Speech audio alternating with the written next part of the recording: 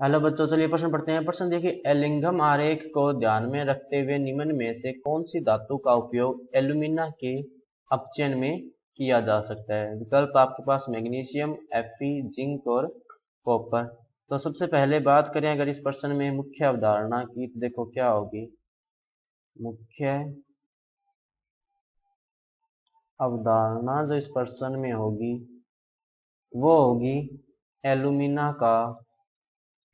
तो बात करें अगर अपने एल्यूमिनियम और मैग्नीशियम के एलिंगम आरेख की, तो ये कुछ इस तरह से होता है।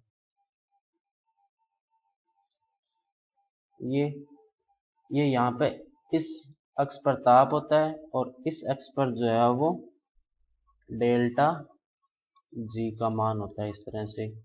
तो होता क्या है ना कि जो एल्यूमिनियम का जो आरेख होता है वो इस तरह से होता है सीधा,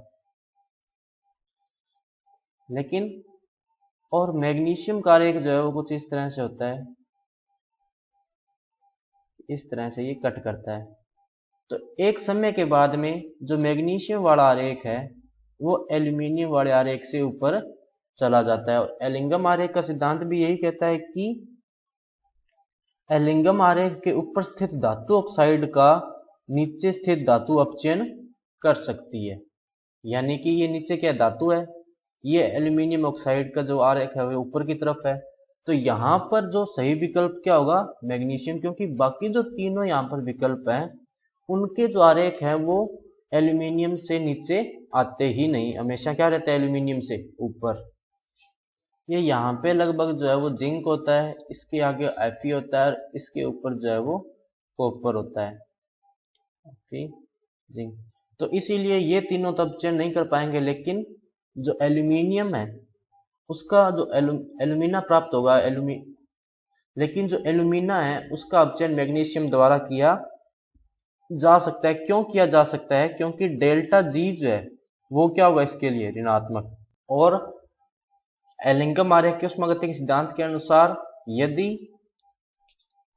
डेल्टा जी का मान ऋणात्मक हो तो यह धातु क्रम की क्रिया संभव है। धातु क्रम की क्रिया संभव है।